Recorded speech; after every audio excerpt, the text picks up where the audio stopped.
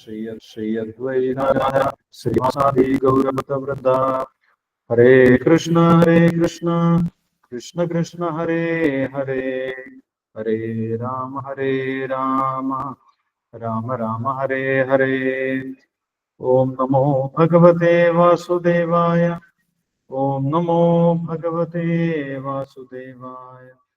ഓം നമോ ഭഗവതേ വാസുദേവായ. കൃഷ്ണ നമ്മൾ വായിക്കുന്നത് ഭഗവത്ഗീത യഥാരൂപമാണ്. ഇസ്കോൺ സ്ഥാപകാചാര്യൻ കൃഷ്ണ കൃപാമൂർത്തി, എസ് ഭക്തിവേദാന്ത സ്വാമി ശ്രീല പ്രഭുപാദർ വിവർത്തനവും ഭാവാർത്ഥവും നൽകിയിട്ടുള്ള ഭഗവത്ഗീത യഥാരൂപത്തിലെ 2ാമത്തെ അധ്യായമാണ് നമ്മൾ വായിക്കുന്നത്. ഗീതാ വിഷയ സംഗ്രഹം. ഈ അധ്യായത്തിൽ നമ്മൾ കണ്ടു, അർജുനൻ കൃത്യമായിട്ടൊരു തീരുമാനമെടുക്കാൻ സാധിക്കാതെ അവരെന്നെ കൊല്ലുന്നതാണോ, നിരായുധനായി നിൽക്കുന്ന അവരെന്നെ കൊല്ലുന്നതാണോ, അല്ലെങ്കിൽ ഞാൻ യുദ്ധം ചെയ്യുന്നതാണോ, ഏതാണ് നല്ലത്, ഏതാണ് എനിക്ക് നല്ലത് എന്ന് എനിക്ക് മനസ്സിലാവുന്നില്ല, എനിക്ക് കൃത്യമായിട്ട് തീരുമാനമെടുക്കാൻ സാധിക്കുന്നില്ല എന്ന് പറഞ്ഞ അവസാനം ഭഗവാനെ തന്നെ ശരണം പ്രാപിക്കുന്നതായിട്ട് നമ്മൾ കണ്ടു. 2ാമത്തെ അധ്യായത്തില് 7ാമത്തെ ശ്ലോകം.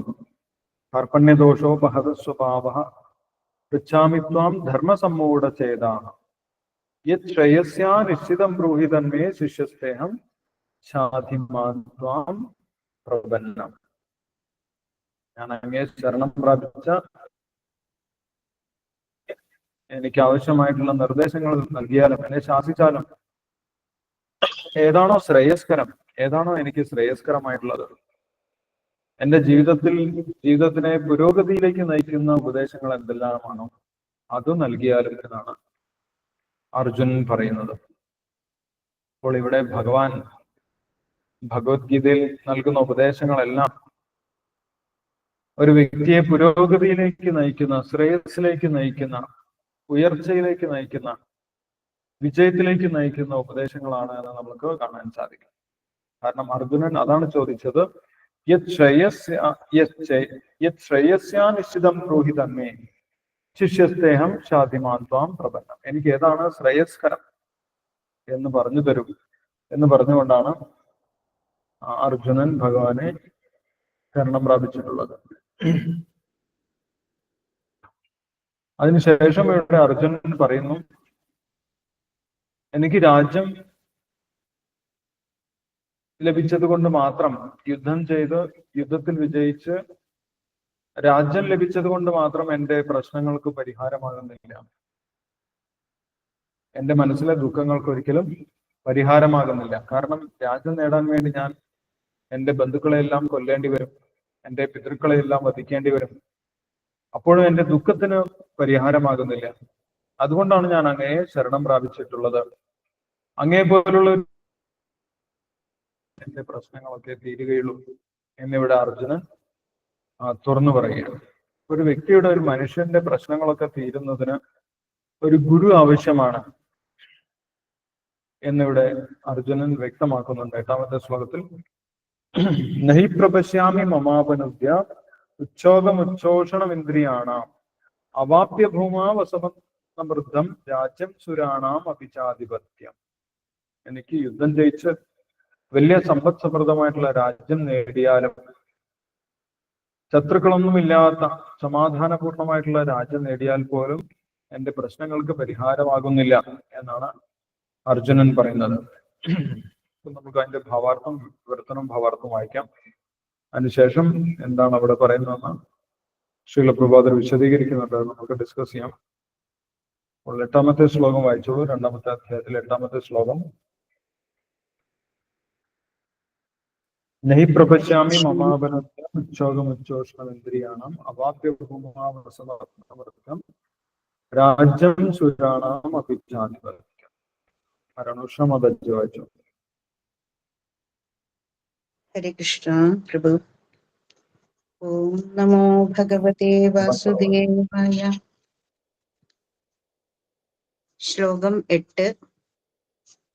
നഹി പ്രപശ്യ മമാപനുദ്യാദച്ചോകമുച്ചോഷണമിന്ദ്രിയാണാം അവാപ്യ ഭൂമാവസപത്നമൃദ്ധം രാജ്യം സുരാണാമപി ചാധിപത്യം.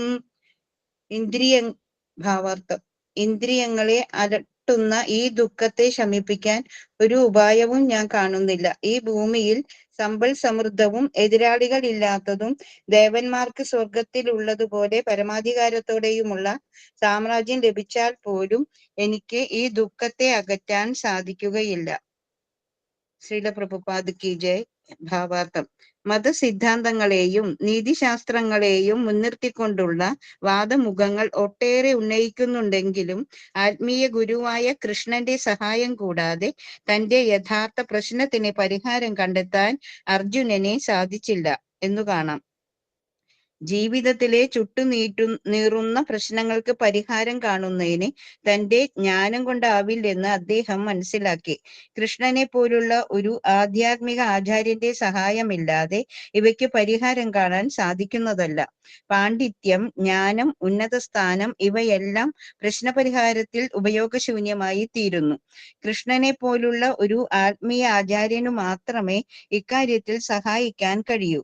അപ്പോൾ 100% കൃഷ്ണാവബോധമുള്ള ഒരു ആത്മീയ ഗുരു മാത്രമാണ് വിശ്വാസിനെന്നും അദ്ദേഹത്തിന് ജീവിത പ്രശ്നങ്ങൾക്ക് പരിഹാരം നിർദ്ദേശിക്കാൻ കഴിയൂ എന്നും വരുന്നു. സമൂഹത്തിലെ സ്ഥാനമാനങ്ങൾ പരിഗണിക്കാതെ കൃഷ്ണാവബോധ ശാസ്ത്രത്തിൽ നൈപുണ്യമാർജിച്ച ഒരു വ്യക്തിക്കല്ലാതെ മറ്റാർക്കും ഒരു യഥാർത്ഥ ആത്മീയ ഗുരുവാകാൻ സാധ്യമേയല്ല എന്ന് ശ്രീ ചൈതന്യ മഹാപ്രഭു പറയുന്നു. കിപാന്യാസി ശൂദ്രകേനീനയ യേ കൃഷ്ണ തത്വവേത്ത സേ ഗുരുഹയ. ഒരാൾ ബ്രാഹ്മണനാകട്ടെ, ശൂദ്രനാകട്ടെ, സന്യാസിയാകട്ടെ, കൃഷ്ണാവബോധ ശാസ്ത്രത്തിൽ നിപുണനെങ്കിൽ അദ്ദേഹം പരിപൂർണ വിശ്വാസനായൊരു ആത്മീയ ഗുരുവായിരിക്കും. ചൈതന്യ ചരിതാമൃതം മധ്യലീല 8:128. അതുകൊണ്ട് കൃഷ്ണാവബോധ ശാസ്ത്രത്തിൽ നിപുണനാകാതെ ആർക്കും വിശ്വാസിനായ ഒരു ആത്മീയ ഗുരുവാകാൻ സാധിക്കുകയില്ല. വൈദിക ശാസ്ത്രത്തിൽ ഇപ്രകാരം പറയുന്നു: സത്കർമ്മ നിപുണോ വിപ്രോ മന്ത്രതന്ത്ര വിശാരദഃ അവൈഷ്ണവോ ഗുരുർന സ്യാത് വൈഷ്ണവാശ്വഭജോ ഗുരു. കൃഷ്ണാവബോധ ശാസ്ത്രത്തിൽ നൈപുണ്യമാർജിക്കാത്ത അഥവാ ഒരു വൈഷ്ണവനല്ലാത്ത വ്യക്തി, അയാൾ പണ്ഡിത ബ്രാഹ്മണനും സർവജ്ഞനും വേദാന്തിയും ആയിരുന്നാൽ കൂടി ഒരു ആത്മീയ ഗുരുവാകാൻ അയോഗ്യനത്രേ.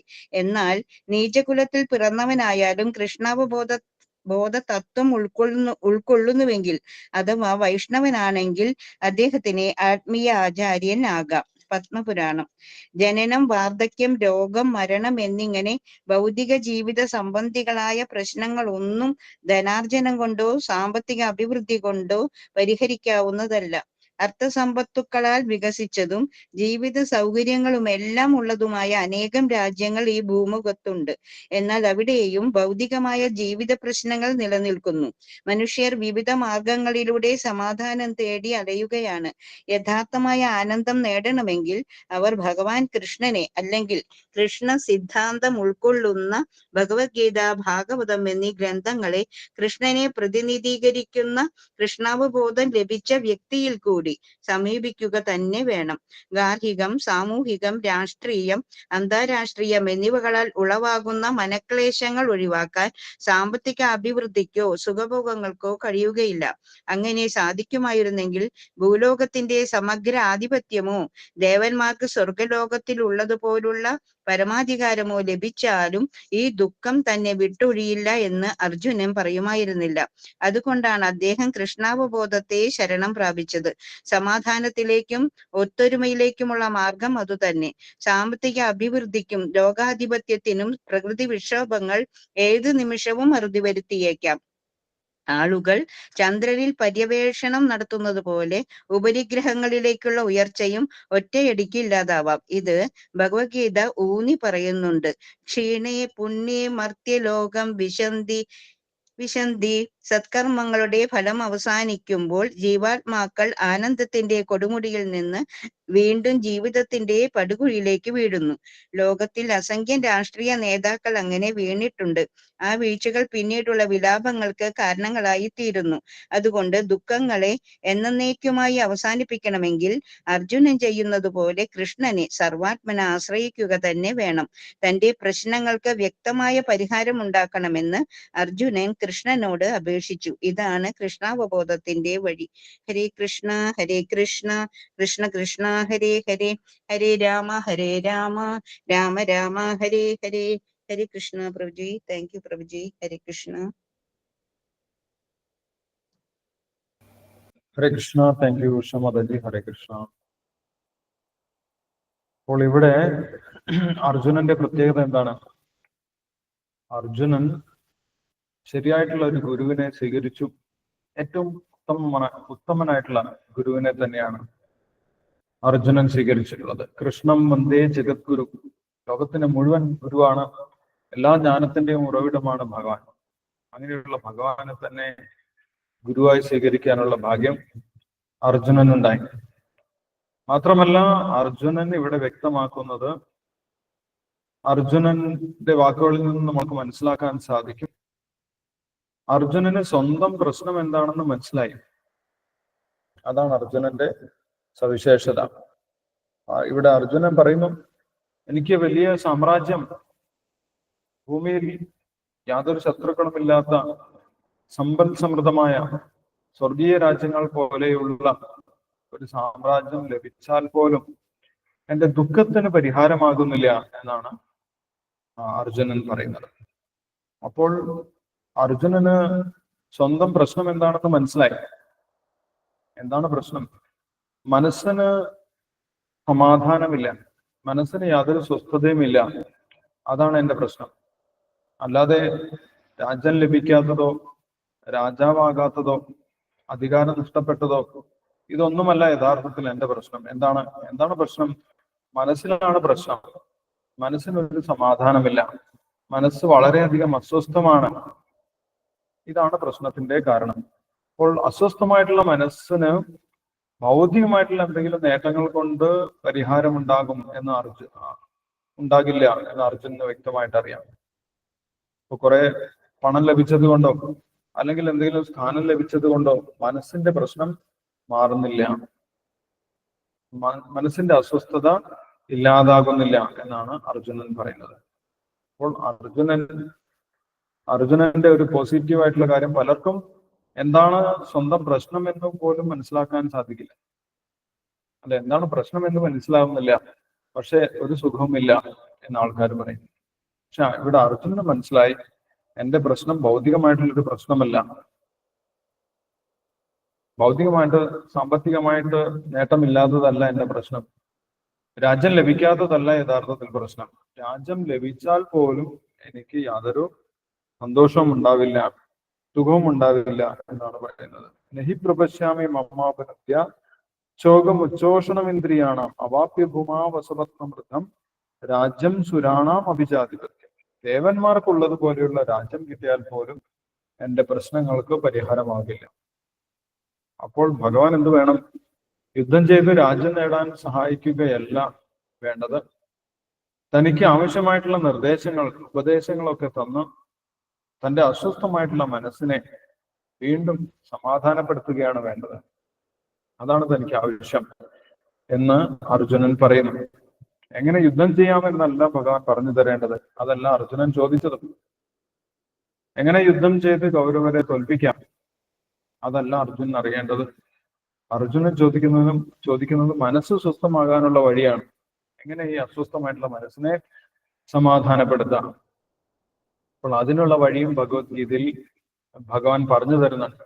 എങ്ങനെയാണ് ഒരു വ്യക്തിക്ക് യഥാർത്ഥ സമാധാനം ഉണ്ടാകുന്നത്? എങ്ങനെയാണ് സമാധാനം ഉണ്ടാകുന്നത് എന്നറിയണമെങ്കിൽ എന്തുകൊണ്ടാണ് സമാധാനം നഷ്ടപ്പെട്ടത് എന്നറിയണം, അല്ലെ? എന്തുകൊണ്ടാണ് നമ്മുടെ സമാധാനം നഷ്ടപ്പെട്ടത്? ഈ ഭൗതിക ലോകത്തിലുള്ള ഒരാൾക്കും യഥാർത്ഥ സമാധാനമില്ല എന്നുള്ളതാണ്. എല്ലാവരും സമാധാനത്തിന് വേണ്ടി ആണ് ഓരോ കാര്യങ്ങൾ ചെയ്തുകൊണ്ടിരിക്കുന്നത്. സമാധാനത്തിന് വേണ്ടി വ്യത്യസ്തമായിട്ടുള്ള ശ്രമങ്ങൾ ചെയ്തുകൊണ്ടിരിക്കുന്നു. അപ്പോൾ എന്തുകൊണ്ട് സമാധാനമില്ലാതായി എന്നറിഞ്ഞ വ്യക്തിക്ക് മാത്രമേ ആ സമാധാനം തിരിച്ചു കിട്ടാൻ സാധ്യതയുള്ളൂ. ഭാഗവതത്തിൽ പറയുന്നുണ്ട്, എന്തുകൊണ്ടാണ് ഒരു വ്യക്തിയുടെ സമാധാനം നഷ്ടപ്പെട്ടത്, എന്തുകൊണ്ടാണ് ഒരു വ്യക്തിക്ക് ഉത്കണ്ഠ ഉണ്ടാകുന്നത്, എന്തുകൊണ്ടാണ് ഒരു വ്യക്തിക്ക് ഭയം ഉണ്ടാകുന്നത്, അതിന്റെ യഥാർത്ഥ കാരണം എന്താണ്? ഭാഗവതം പറയുന്നത്, നമ്മുടെ തൊട്ടടുത്തിരിക്കുന്ന, നമ്മളെ സംരക്ഷിച്ചുകൊണ്ടിരിക്കുന്ന, നമ്മുടെ ഏറ്റവും അടുത്ത സുഹൃത്തായിട്ടുള്ള, ലോകത്തിനെ മുഴുവൻ നിയന്ത്രിക്കാൻ സാധിക്കുന്ന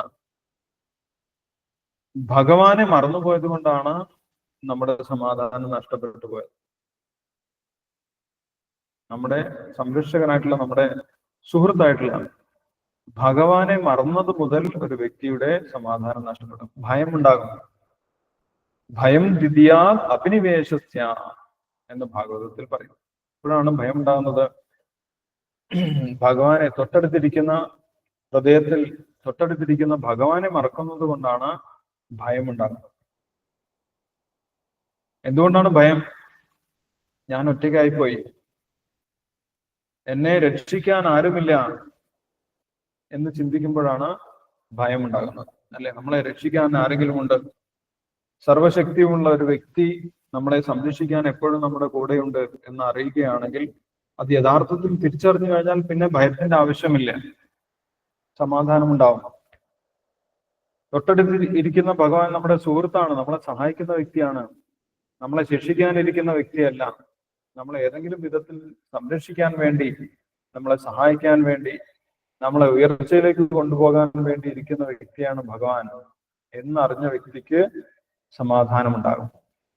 കാരണം എന്താണ്? എന്നെ രക്ഷിക്കാൻ ഒരാളുണ്ട്, എന്നെ സഹായിക്കാൻ ഒരാളുണ്ട്, എൻ്റെ കൂടെ തന്നെയുണ്ട്, എപ്പോഴും ഉണ്ട്. എപ്പോൾ വേണമെങ്കിലും എനിക്ക് ഭഗവാനെ വിളിക്കാം, എൻ്റെ തൊട്ടടുത്ത് ഭഗവാൻ ഇരിക്കുന്നുണ്ട്. അല്ലെ, ബൈബിളിൽ പറയുന്നുണ്ട്, ഭയപ്പെടേണ്ട, ഞാൻ നിന്റെ കൂടെയുണ്ട്. ഭയപ്പെടേണ്ട, ഞാൻ നിന്റെ കൂടെയുണ്ട്. അപ്പൊ എന്താണ് ഭയം? നമ്മുടെ കൂടെ ഭഗവാൻ ഇല്ല എന്ന് വിചാരിക്കുന്നതാണ് ഭയം. ഭാഗവതത്തിൽ അത് തന്നെയാണ് പറയുന്നത്. ഭഗവാൻ ഇല്ല, എന്റെ ദുഃഖമൊക്കെ എന്റെ ദുഃഖമൊന്നും ആരും അറിയുന്നില്ല, ആരോട് പറഞ്ഞിട്ടും ആർക്കും മനസ്സിലാവുന്നില്ല, ഭഗവാനും അറിയുന്നില്ല എന്നാണ് നമ്മൾ വിചാരിക്കുന്നത്. അല്ലെ, ഈശ്വരൻ ഇതൊക്കെ അറിയുന്നുണ്ടോ എന്നൊക്കെ നമ്മൾ ചിന്തിക്കും.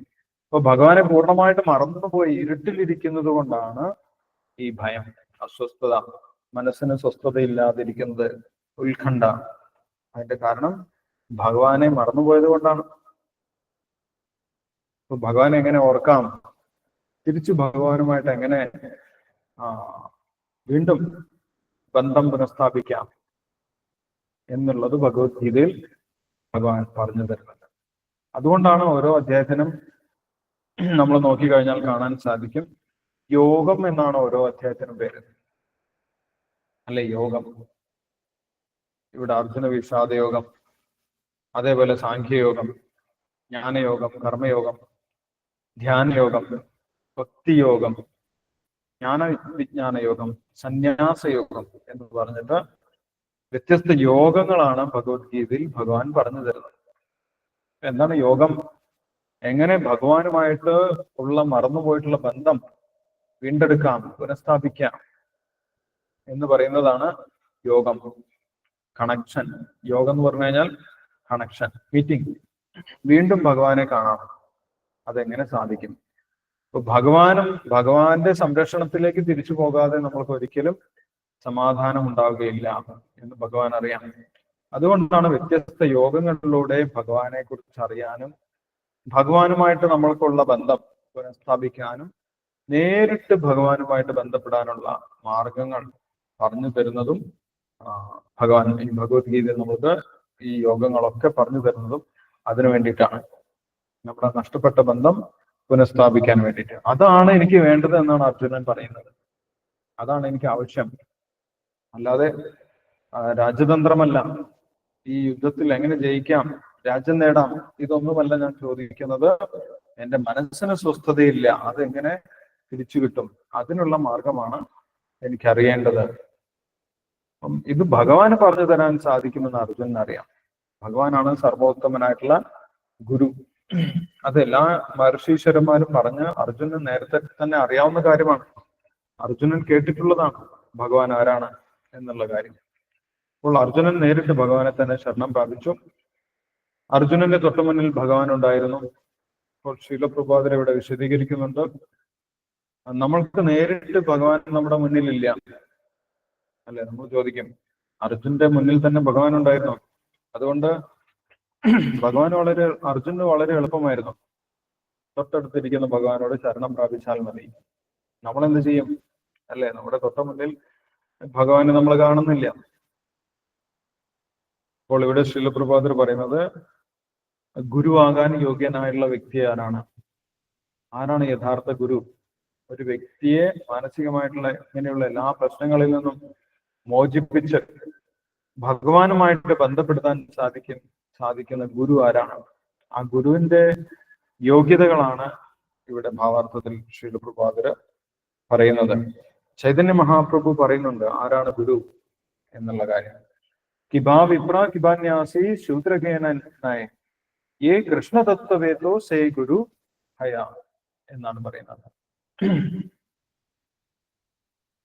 ഗുരു ആകണമെങ്കിൽ ബ്രാഹ്മണനാകണമെന്ന് നിർബന്ധമില്ല, അല്ലെങ്കിൽ സന്യാസിയാകണമെന്ന് നിർബന്ധമില്ല. ഏത് വിഭാഗത്തിലുള്ള വ്യക്തിക്കും ഗുരുവാകാം എന്നാണ് ചൈതന്യ മഹാപ്രഭു പറയുന്നത്. ഏതൊരു വ്യക്തിക്കും ഗുരുവാകാം. കിബാ വിപ്ര കിബാന്യാസി ശൂദ്രകേനായ, ബ്രാഹ്മണനോ സന്യാസിയോ ശൂദ്രനോ ഏത് വിഭാഗത്തിൽപ്പെട്ട വ്യക്തിക്കും ഗുരുവാകാൻ യോഗ്യതയുണ്ട്. എന്താണ് യോഗ്യത? ഏ കൃഷ്ണതത്വവേത്തോ സേ ഗുരു ഹയ. കൃഷ്ണതത്വം മനസ്സിലാക്കിയ വ്യക്തിയാണ് യഥാർത്ഥത്തിൽ ഗുരു എന്നാണ് ചൈതന്യ മഹാപ്രഭു പറയുന്നത്. ആരാണോ ഭഗവാന്റെ തത്വം മനസ്സിലാക്കിയിട്ടുള്ളത്, കൃഷ്ണനെ മനസ്സിലാക്കിയിട്ടുള്ള വ്യക്തി ആരാണ്? പൂർണ്ണമായിട്ടും കൃഷ്ണനെ മനസ്സിലാക്കി പൂർണ്ണമായിട്ടും ഭഗവാന്റെ സേവനത്തിൽ ഇരിക്കുന്ന വ്യക്തി, ഭഗവാനെ ആശ്രയിച്ചുകൊണ്ട് ഭഗവാന്റെ സേവനത്തിൽ ഇരിക്കുന്ന വ്യക്തിയാണ് ഗുരുവാകാൻ യോഗ്യനായിട്ടുള്ളത് എന്ന് ചൈതന്യ മഹാപ്രഭു ചൈതന്യ ചരിതാമൃതത്തിൽ വിശദീകരിക്കുന്നുണ്ട്. അതേപോലെ പത്മപുരാണത്തിലും അതേ കാര്യം തന്നെ പറയുന്നു. സത്കർമ്മ നിപുണോ വിപ്രോ മന്ത്രതന്ത്ര വിശാരദ അവൈഷ്ണവോ ഗുരുർനസ്യ വൈഷ്ണവ ശുഭജോ ഗുരു. ഒരു ബ്രാഹ്മണൻ, ഒരു വലിയ ബ്രാഹ്മണൻ വേദങ്ങളൊക്കെ പഠിച്ചു. സത്കർമ്മ നിപുണോ വിപ്ര. വിപ്രൻ എന്ന് പറഞ്ഞു കഴിഞ്ഞാൽ വേദപാഠേ ഭവേ വിപ്ര എന്നാണ്. ബ്രാഹ്മണൻ, വിപ്രൻ, ദ്വിജൻ, ഇതിനൊക്കെ വേറെ വേറെ അർത്ഥങ്ങളുണ്ട്. ബ്രാഹ്മണൻ എന്ന് പറഞ്ഞു കഴിഞ്ഞാൽ ഭഗവാനെ മനസ്സിലാക്കിയിട്ടുള്ള വ്യക്തിയാണ് ബ്രാഹ്മണൻ. ബ്രഹ്മജ്ഞാനാദി ഇതി ബ്രാഹ്മണ. ബ്രഹ്മത്തെ മനസ്സിലാക്കിയിട്ടുള്ള വ്യക്തിയാണ് ബ്രാഹ്മണൻ. ദ്വിജൻ എന്ന് പറഞ്ഞു കഴിഞ്ഞാലോ സംസ്കാരേ ഭവേ ദ്വിജ. ഒരു ഗുരുവിനെ സമീപിച്ച് ഗുരുവിൽ നിന്ന് മന്ത്രദീക്ഷ നേടിയിട്ടുള്ള വ്യക്തിയാണ് ദ്വിജൻ, രണ്ടാമത് ജനിച്ചവൻ, ഗുരുവിനെ പിതാവായിട്ട് സ്വീകരിച്ചിട്ടുള്ളവൻ. ആ വ്യക്തിയാണ് ദ്വിജൻ എന്ന് പറയുന്നത്. വിപ്രൻ എന്ന് പറഞ്ഞു കഴിഞ്ഞാൽ ഇവിടെ വിപ്രൻ എന്നാണ് പറയുന്നത്. വിപ്രൻ എന്ന് പറഞ്ഞു കഴിഞ്ഞാൽ വേദപഠനം നടത്തിയിട്ടുള്ള വേദപാഠ ഭവേ വിപ്രോ. വേദം പഠിച്ചു കഴിഞ്ഞാൽ വിപ്രനായി. അപ്പോൾ വേദം പഠിച്ച ഒരു വ്യക്തിയാണെങ്കിലും അവൈഷ്ണവനാണെങ്കിൽ, ഭഗവാനെ കുറിച്ച് അറിയില്ലെങ്കിൽ, ഭഗവാന്റെ ഭക്തനല്ലെങ്കിൽ ഗുരുവാകാൻ യോഗ്യനല്ല എന്നാണ് പറയുന്നത്. പത്മപുരാണ പറയുന്നതാണ്. പക്ഷേ വേദമൊന്നും പഠിച്ചിട്ടില്ല, ഒരു സാധാരണ കുടുംബത്തിലാണ് ജനിച്ചത്. ഉയർന്ന കുടുംബത്തിലൊന്നുമല്ല ജനിച്ചത്, സാധാരണ കുടുംബത്തിൽ ജനിച്ചു. പക്ഷെ ഭഗവാന്റെ ഭക്തനാണ്. ഭഗവാന്റെ ഭക്തനാണെങ്കിൽ ഗുരുവാകാൻ യോഗ്യനാണ് എന്നാണ് പറയുന്നത്. അവൈഷ്ണവോ ഗുരുർനസ്യാത് വൈഷ്ണവ ശുഭജോ ഗുരു. ശുഭജൻ ചണ്ടാലത്തിൽ പട്ടിമാംസം കഴിക്കുന്ന കുടുംബത്തിൽ ജനിച്ചവനാണെങ്കിൽ പോലും ഭഗവത് തത്വം അറിഞ്ഞ് ഭഗവാന്റെ ഭക്തനായിട്ടുണ്ടെങ്കിൽ ഗുരുവാകും.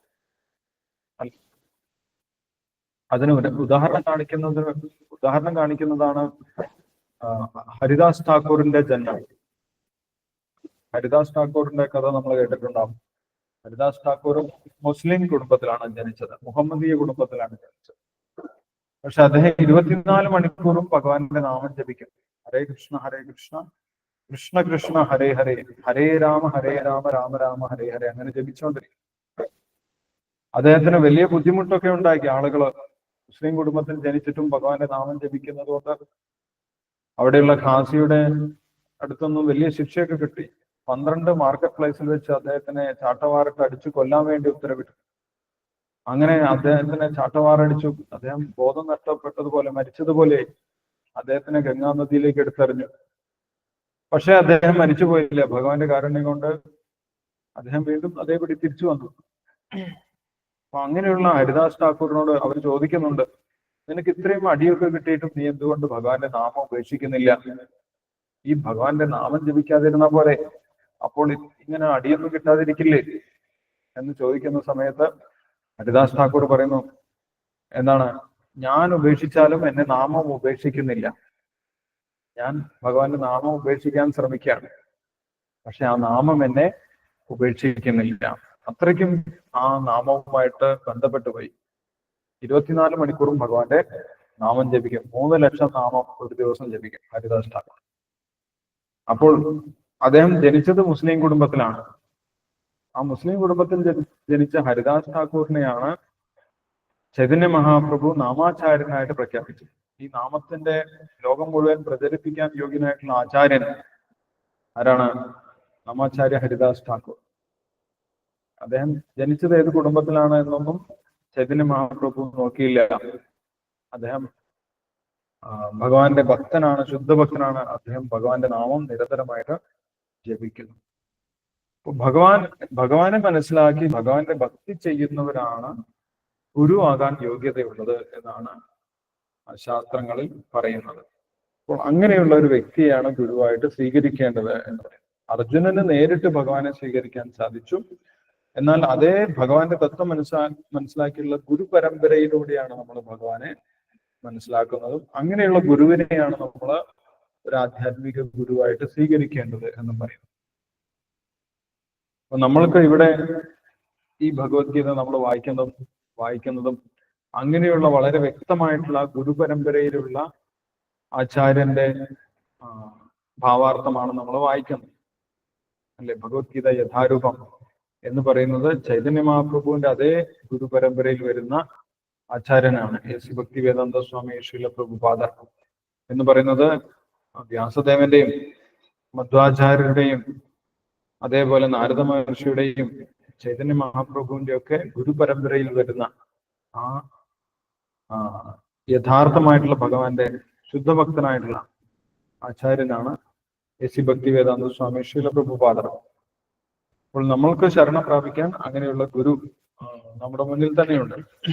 അദ്ദേഹത്തിനും ശിഷ്യന്മാരുണ്ട്. ഇന്ന് അദ്ദേഹത്തിന്റെ ശിഷ്യന്മാരിപ്പം ലോകം മുഴുവൻ ഈ ഭഗവത്ഗീത പ്രചരിപ്പിക്കുന്നു. അങ്ങനെ കൃത്യമായിട്ടുള്ള ഒരു ഗുരുപരമ്പരയിൽ നിന്ന് കേൾക്കാൻ അവസരം ഉണ്ടാകുന്നത് തന്നെ വലിയ ഭാഗ്യമാണ്. അങ്ങനെ ഒരു ഗുരുവിനെ കിട്ടിക്കഴിഞ്ഞാലാണ് നമ്മുടെ ജീവിതത്തിന്റെ പ്രശ്നം എന്താണ്, അതിനെന്താണ് പരിഹാരം എന്ന് നമുക്ക് വ്യക്തമായിട്ട് മനസ്സിലാക്കാൻ സാധിക്കും. ആ ഒരു പരിഹാരമാണ് എനിക്ക് വേണ്ടത് എന്നാണ് അർജുനൻ പറയുന്നത്. മറ്റ് രാഷ്ട്രീയമായിട്ടുള്ള ഉപദേശങ്ങളോ സാമ്പത്തികമായിട്ടുള്ള ഉപദേശങ്ങളോ ഒന്നുമല്ല എനിക്ക് ആവശ്യം. എൻ്റെ മനസ്സിലുള്ള പ്രശ്നങ്ങളൊക്കെ ഇല്ലാതാകണം, എനിക്ക് സമാധാനം വേണം, അതാണ് എനിക്ക് ആവശ്യം. അതിനാവശ്യമായിട്ടുള്ള നിർദ്ദേശമാണ് എനിക്ക് വേണ്ടത് എന്നാണ് അർജുനൻ ഇവിടെ പറയുന്നത്. അങ്ങനെ പറഞ്ഞുകൊണ്ട് അർജുനൻ നിർത്തുകയാണ്. സഞ്ജയൻ പറഞ്ഞു, അർജുനൻ അവസാനം എന്താണ് ചെയ്തത് എന്ന് സഞ്ജയൻ പറയുന്നുണ്ട് അടുത്ത ശ്ലോകത്തിൽ. ഏവമുക്ത്വാ ഋഷികേശം ഗുഡാകേശം പരന്തപ നയോത്സ്യ ഇതി ഗോവിന്ദ ഉക്ത്വാ തുഷ്ണീം ബഭൂവഃ. അത്രയും പറഞ്ഞതിന് ശേഷം അർജുനൻ എന്താണ് ചെയ്തത് എന്നാണ് അടുത്ത ശ്ലോകത്തിൽ സഞ്ജയൻ ധൃതരാഷ്ട്രനോട് പറഞ്ഞു കൊടുക്കുന്നത്. ഇതെല്ലാം ധൃതരാഷ്ട്രർക്ക് സഞ്ജയൻ ഹസ്തിനപുരത്തിൽ കൊട്ടാരത്തിൽ ഇരുന്നു കൊണ്ട് പറഞ്ഞു കൊടുക്കുന്നതാണ്, അല്ലെ? എന്താണ് അർജുനൻ പറഞ്ഞത് എന്ന് നമുക്ക് നോക്കാം. 9ാമത്തെ ശ്ലോകം വായിച്ചോളൂ. അതിനുശേഷം നമുക്ക് നോക്കാം. 9ാമത്തെ ശ്ലോകവും വിവർത്തനം ഭാവാർത്ഥം വായിച്ചു.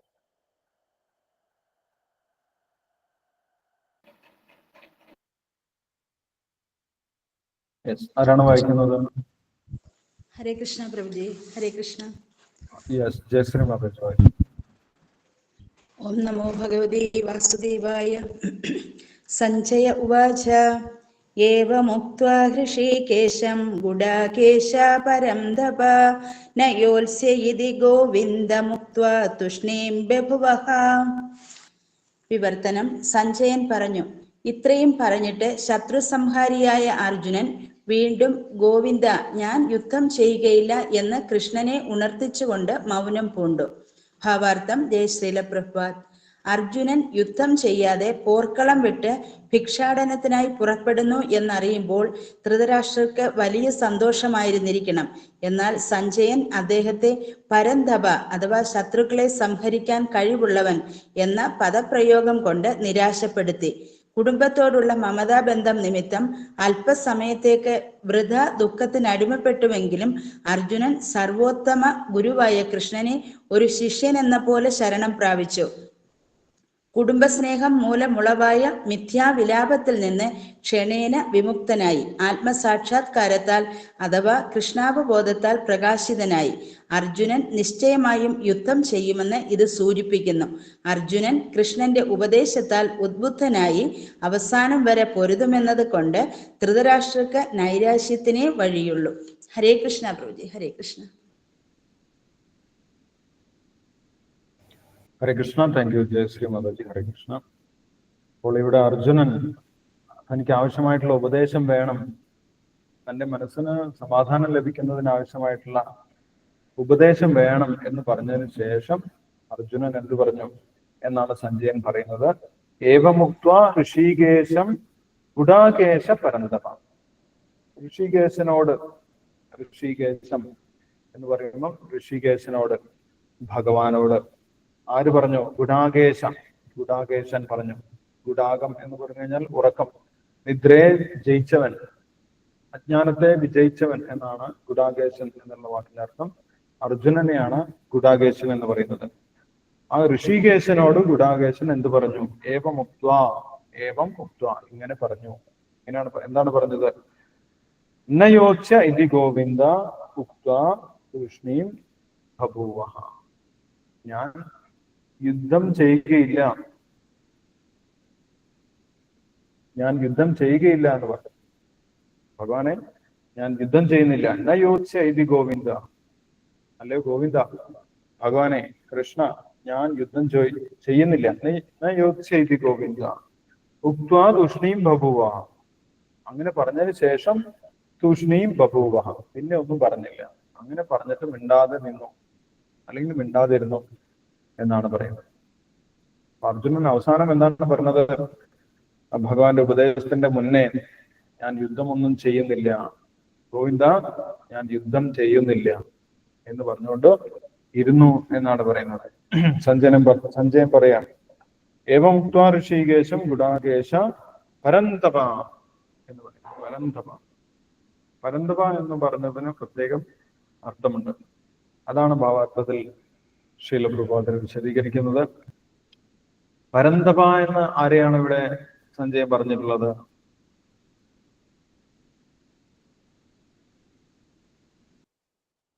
അർജുനൻ. യെസ്. അർജുനെയാണോ ധൃതരാഷ്ട്രനെയാണോ ഭഗവാനെയാണോ? അർജുനൻ. അർജുനനിൽ. യെസ്, അർജുനെയാണ് പറഞ്ഞിട്ടുള്ളത് അല്ലെ. ഗുഡാകേശ പരന്തപ, ഗുഡാകേശന്റെ കൂടെ തന്നെയാണ് പരന്തപ എന്ന് പറഞ്ഞിട്ടുള്ളത്. ഗുഡാകേശൻ, ആ അർജുനൻ ആരാണ്? പരന്തപനാണ്. പരന്തപ, ശത്രുക്കളെയൊക്കെ നശിപ്പിക്കുന്നവനാണ്, ശത്രുക്കളെ ഇല്ലാതാക്കാൻ ശക്തിയുള്ളവനാണ് എന്നവിടെ പറഞ്ഞു വെച്ചു. അപ്പൊ എന്തുകൊണ്ട് അങ്ങനെ പറഞ്ഞു എന്ന് ശ്രീല പ്രഭുപാദർ വിശദീകരിക്കുന്നുണ്ട്. അർജുനൻ യുദ്ധം ചെയ്യുന്നില്ല എന്ന് കേൾക്കുന്ന സമയത്ത് ചിലപ്പം ധൃതരാഷ്ട്രർക്ക് വലിയ സന്തോഷം ഉണ്ടാകാൻ സാധ്യതയുണ്ട്. അങ്ങനെ തെറ്റായിട്ടുള്ള രീതിയിൽ സന്തോഷിക്കേണ്ട ആവശ്യമില്ല. അർജുനൻ പരന്തപനാണ്, ശത്രുക്കളെ മുഴുവൻ നശിപ്പിക്കാൻ പോകുന്നവനാണ്. അർജുനൻ യുദ്ധം ചെയ്യും എന്നുള്ളത് സൂചന കൊടുക്കാൻ വേണ്ടിയിട്ടാണ് സഞ്ജയൻ പരന്തപ എന്ന് പറഞ്ഞിട്ടുള്ളത് അല്ലെ. അർജുനൻ യുദ്ധം ചെയ്യുന്നില്ല എന്ന് കേട്ടിട്ട് സന്തോഷിക്കൊന്നും വേണ്ട. ഇവിടെ അർജുനൻ യുദ്ധം ചെയ്യാൻ തന്നെ പോവുകയാണ്. ഭഗവാന്റെ ഉപദേശം കേട്ട് അതിനുശേഷം അർജുനന്റെ സംശയമൊക്കെ മാറി അർജുനൻ യുദ്ധം ചെയ്യും. അതുകൊണ്ടാണ് അർജുനെ പരന്തപ എന്നവിടെ പറഞ്ഞിട്ടുള്ളത് എന്ന ഭാവാർത്ഥത്തിൽ ശ്രീല പ്രഭുപാദർ പ്രത്യേകം വിശദീകരിക്കുന്നുണ്ട്. അപ്പോൾ അങ്ങനെ പറഞ്ഞുകൊണ്ട് അർജുനൻ മിണ്ടാതിരുന്നു എന്നാണ് പറയുന്നത്. ബഭൂവഹ, മൗനം പൂണ്ടു. പിന്നെ മൗനിയായിട്ടിരുന്നു, പിന്നെ ഒന്നും പറഞ്ഞില്ല, ഒന്നും മിണ്ടാതെ ഇരിക്കുകയാണ് ചെയ്തത്. അപ്പോഴാണ് ഭഗവാൻ ഇനി സംസാരിക്കാൻ പോകുന്നത്.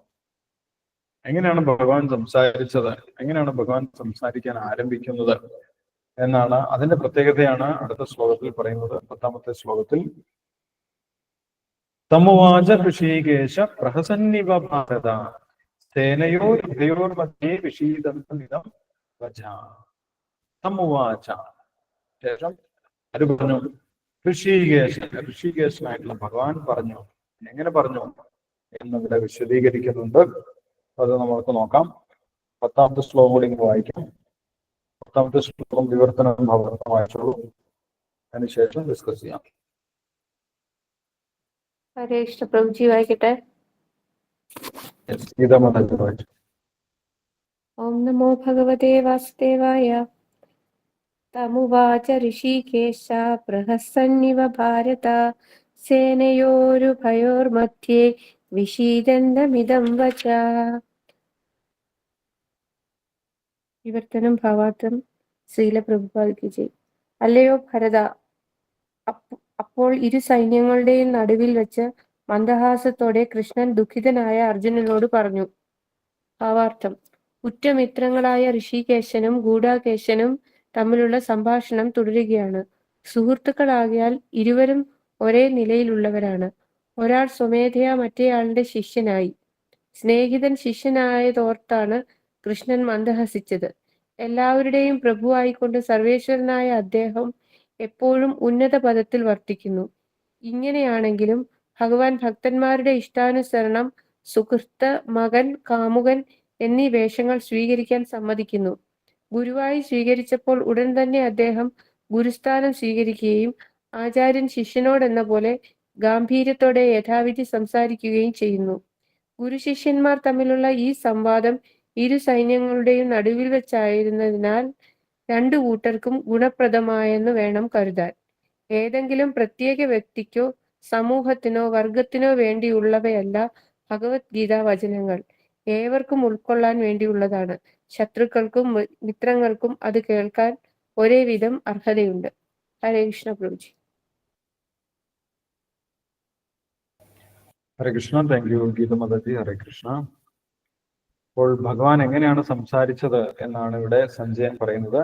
തം ഉവാച ഋഷികേശം. അതിനുശേഷം ഋഷികേശൻ സംസാരിക്കാൻ തുടങ്ങി. ഋഷികേശൻ ഭഗവാൻ തന്നെയാണ്. ഋഷികേശൻ എന്ന് പറഞ്ഞു കഴിഞ്ഞാൽ ഇന്ദ്രിയങ്ങളെ, മനസ്സിനെ നിയന്ത്രിക്കാൻ സാധിക്കുന്ന വ്യക്തിയാണ് ഋഷികേശൻ എന്നുള്ള വാക്കിന്റെ അർത്ഥം നമ്മൾക്കറിയാം. ഭഗവാൻ ഇതുവരെ അർജുനൻ എങ്ങനെയാണ് ഇരിക്കുന്നത്? അർജുനൻ ആകെ വിഷീദന്തം ഇതം വച, ദുഃഖിച്ചുകൊണ്ടാണ് അർജുനൻ ഇരിക്കുന്നത്. അർജുനന്റെ മനസ്സാകെ അസ്വസ്ഥമാണ്. അർജുനന് കൃത്യമായിട്ട് തീരുമാനമൊന്നും എടുക്കാൻ സാധിക്കുന്നില്ല. അർജുനന്റെ ബുദ്ധി യഥാർത്ഥ രീതിയിൽ പ്രവർത്തിക്കുന്നില്ല. അങ്ങനെ ആകെ അസ്വസ്ഥമായിട്ട് നിരാശനായിട്ടുള്ള അവസ്ഥയിലാണ് അർജുനൻ ഇരിക്കുന്നത്, അല്ലെ? അതുകൊണ്ടാണ് അർജുനൻ ഇപ്പോൾ അവസാനം പറഞ്ഞത്, ഞാൻ യുദ്ധമൊന്നും ചെയ്യുന്നില്ല, എനിക്ക് അതുകൊണ്ട് പ്രത്യേകിച്ച് പ്രയോജനമുണ്ടെന്ന് തോന്നുന്നില്ല, ഞാൻ യുദ്ധം ചെയ്യുന്നില്ല എന്ന് പറഞ്ഞിട്ട് നിരാശനായിട്ടാണ് അർജുനൻ ഇരിക്കുന്നത്. പക്ഷെ ഇങ്ങനെയുള്ള ഭാവമാറ്റങ്ങളൊന്നും, അർജുനന്റെ ഭാവമാറ്റങ്ങളൊന്നും ഒരിക്കലും ഭഗവാനെ ബാധിച്ചിട്ടില്ല എന്ന് നമുക്കിവിടെ കാണാൻ സാധിക്കും. കാരണം ഭഗവാൻ എങ്ങനെയാണ് സംസാരിക്കുന്നത്? പ്രഹസന്നിവ ഭാരത.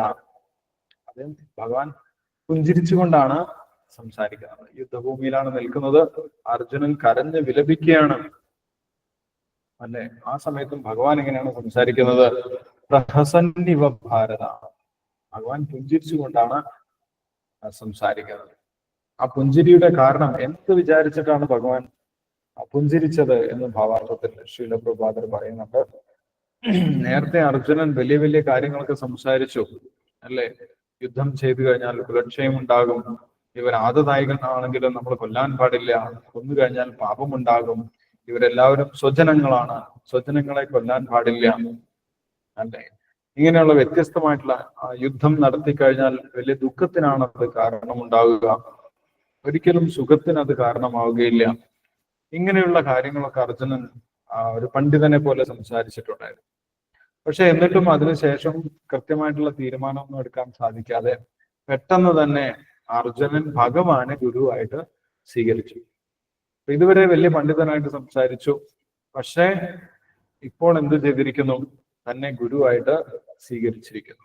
അർജുനന്റെ ആ മാറ്റം, തന്റെ ശിഷ്യത്വം സ്വീകരിച്ചത് കണ്ട് ആണ് ഭഗവാൻ പുഞ്ചിരിച്ചത് എന്നിവിടെ ശ്രീല പ്രഭുപാദർ വിശദീകരിക്കുന്നത്. ഇതുവരെ സുഹൃത്തുക്കളായിട്ട് സംസാരിച്ചതാണ്, സാധാരണ രീതിയിൽ സംസാരിച്ചതാണ്. പക്ഷെ ഇപ്പോൾ ഞാൻ ശിഷ്യനാകുന്നു എന്ന് പറഞ്ഞിട്ട് ശരണം പ്രാപിച്ചു. അപ്പോൾ അർജുനൻ തന്നെ ശരണം പ്രാപിച്ചത് കൊണ്ട് പുഞ്ചിരിച്ചുകൊണ്ടാണ് ഭഗവാൻ ഇവിടെ സംസാരിക്കുന്നത് എന്ന് പറയുന്നത്. അപ്പോൾ ഈ യുദ്ധമോ അല്ലെങ്കിൽ അങ്ങനെ ദുഃഖം, ഭൗതിക ലോകത്തിലുള്ള ദുഃഖങ്ങളൊന്നും തന്നെ ഭഗവാൻ ഒരിക്കലും ബാധിക്കുന്നില്ല എന്ന് നമ്മൾക്ക് മനസ്സിലാക്കാൻ സാധിക്കും. അങ്ങനെ ബാധിക്കുന്ന ഒരു വ്യക്തിയാണെങ്കിൽ ഗുരുവാകാൻ യോഗ്യനല്ല, അല്ലെ? ഭഗവാൻ തന്നെ ഗീതയിൽ പറയുന്നുണ്ട്, ഇവിടെയുള്ള യാതൊരു കർമ്മങ്ങളും നമാം കർമാണി ലിംബന്തി നമേ കർമ്മഫലേ സ്പൃഹ. ഭൗതിക ലോകത്തിലുള്ള ഒരു തരം കർമ്മവും ഭഗവാനെ ബാധിക്കുന്നില്ല. അപ്പോൾ ഇതൊക്കെ ഭഗവാന് നിസ്സാരമായിട്ടുള്ള കാര്യമാണ്. അർജുനനൊക്കെ അവരാവശ്യമില്ലാതെയാണ് ദുഃഖിക്കുന്നത് എന്ന് ഭഗവാൻ അറിയാം. അത് വിചാരിച്ചുകൊണ്ട് പുഞ്ചിരിച്ചുകൊണ്ടാണ് ഭഗവാൻ സംസാരിക്കുന്നത്. ഭഗവാന്റെ കയ്യിൽ എല്ലാത്തിനും ഉത്തരമുണ്ട്, അല്ലെ? ഭഗവാന് ആലോചിക്കേണ്ട ആവശ്യമില്ല, ചിന്തിക്കേണ്ട ആവശ്യമില്ല. ഭഗവാന്റെ കയ്യിൽ എല്ലാത്തിനും മറുപടിയുണ്ട്. അതുകൊണ്ട് ഭഗവാൻ ഇവിടെ പുഞ്ചിരിച്ചുകൊണ്ട് പ്രഹസന്നിവ ഭാരത. ഭാരത എന്നാരെയാണ് പറയുന്നത്?